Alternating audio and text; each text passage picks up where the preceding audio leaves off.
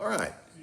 Well, it is February the 28th, and the Dogs are back in action today. Going to play some hoops, hosting the South Carolina Gamecocks, a rematch of a game played earlier when we went over to their place and got a good road win. Dogs went over there and handled business by about 10 points, I believe. Played well. South Carolina's struggled a little bit this season, but they're back and forth. And of course, this road game, we're favored by about 10, I believe. We're going to look at some stats in just a minute, but we're going to talk some basketball, talk some music today. So we're excited to get ready to go to the Dogs game, and then got a little other stuff we're going to talk about. But joining me today, got a special guest star. Last week it was Coach McCullough, young Gary McCullough. Today we've got his older and some say wiser brother with us today. That would be better looking. That would be Hugh McCullough. So, Coach, hey, welcome to the commentary. We're talking a little basketball today. It is indeed my pleasure to join you here in A-Town, Athens. The classic city. The classic city, and we're having a classic time the classic city. In fact, we had a classic breakfast this morning. We did. From, what was the name of the place? Mama's Boy. Mama's Boy. It was excellent. I highly recommend it. Two thumbs. Two thumbs. 2 thumbs up. I had the. I had the bacon, egg, and cheese biscuit. Right. I had the classic 2 over easy sausage patties and grits to die for. All right. And a big old biscuit with it. All right. And it was, as we said, 2 thumbs up. Well, we've got good support today, too, for this trip. We actually have a full entourage, and the rest of the crew got breakfast over there as well. You don't have to come on this morning here with us, but what did y'all have for breakfast? I had the egg and veggie scramble. The egg and veggie scramble. And I think Miss Thompson had something healthy.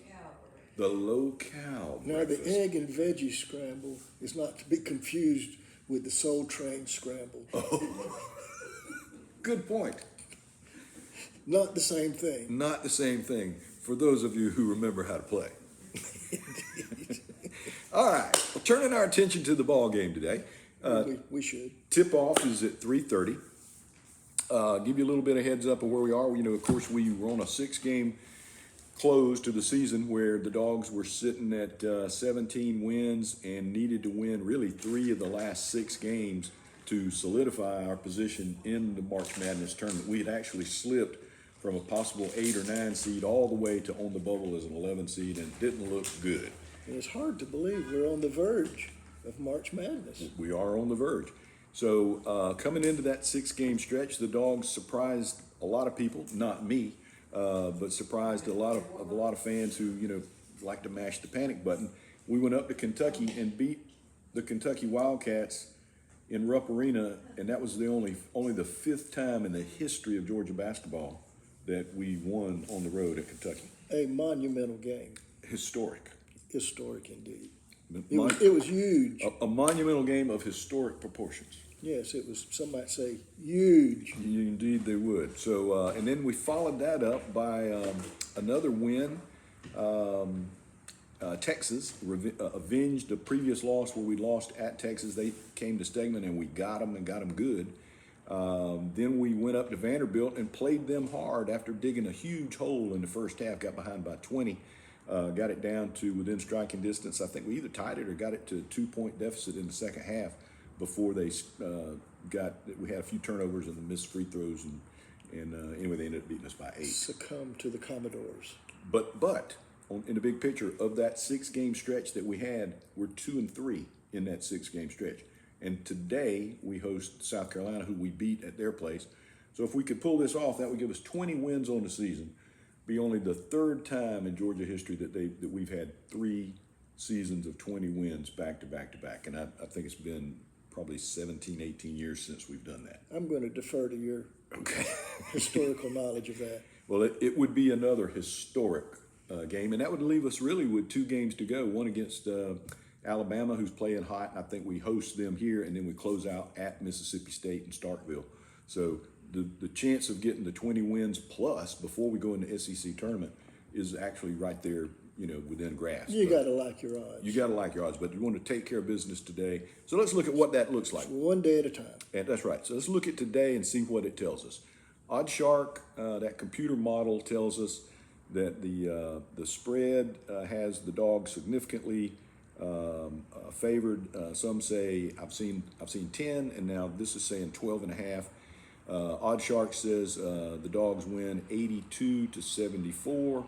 That we will win, but South Carolina will cover the spread, and the total will go under. Dogs, have been averaging with like fourth in the nation in terms of points per game. We've dipped a lot lately in SEC play, but we could get 90 points on any given night. Yeah. So anyway, Odd Shark has us pulling it out. Let's look at the Ken Palm ratings. The Ken Palm has us right now sitting at number 35. We've moved ahead of Texas A&M, who beat us earlier.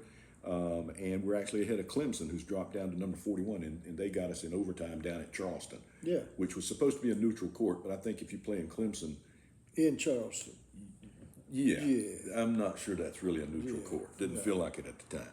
So we moved ahead of those guys, and let's look at where we are in the WAB.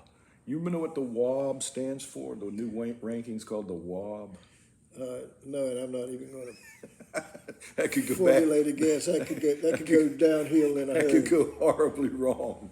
All right. Well, the WAB is what they call wins above. Now I'm drawing a blank on what the B stands for. Wins above. Okay, I'm just glad to know that the first one didn't stand for wet. That's right. Anyway.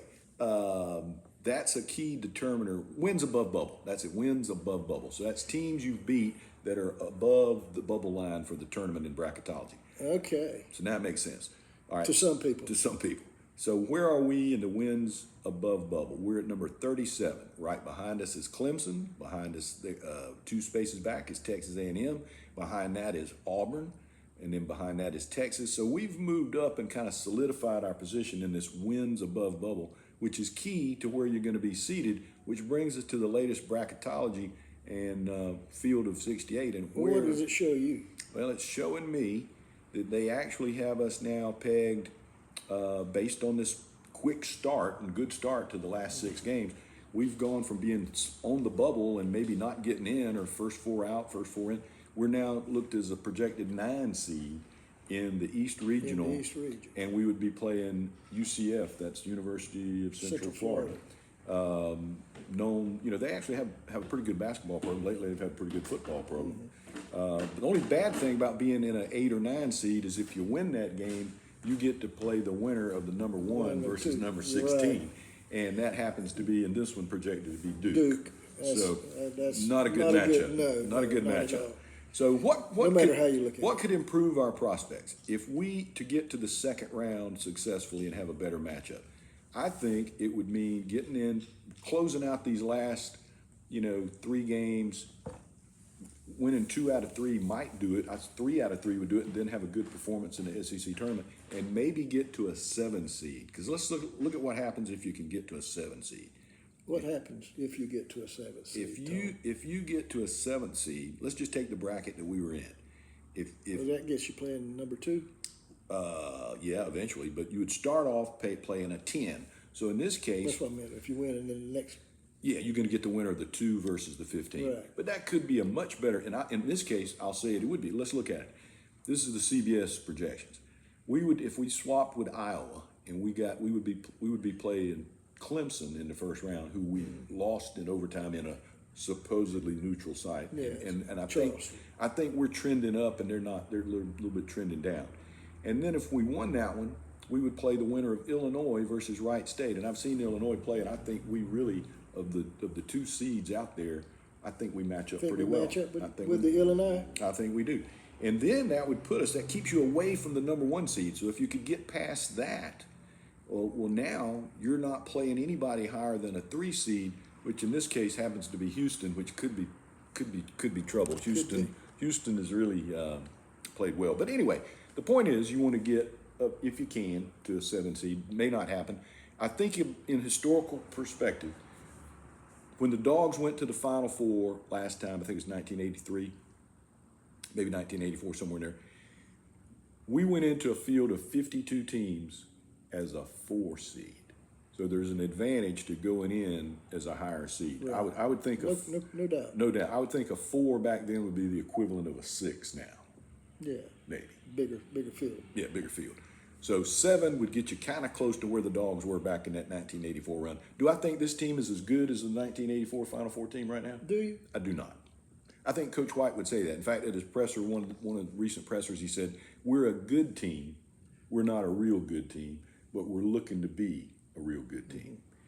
And have a real good time. And have a real good time, in the words of that band we all, Big Mac and the Heart Attack. Big Mac and the Heart Attack. Just want to be here to plug Big Mac and the Heart Attack live and in charge. The Blooming Festival, Metter, Georgia, April the 4th. April the 4th. Be there. Be there. That's Saturday, and that'll be our first performance at the Blooming Festival, right? Yeah. Our inaugural performance. Yeah. So we're looking forward to that. We're running a little bit long, so just want to say a few things before the game. Oh, speaking of music, if all goes well tonight, we may be enjoying some live music here in Classic City, and we'll tell you a little bit more about that maybe in our next. Maybe we certainly plan to. Yes. Okay. All right. Well, there you have it. That's the pregame.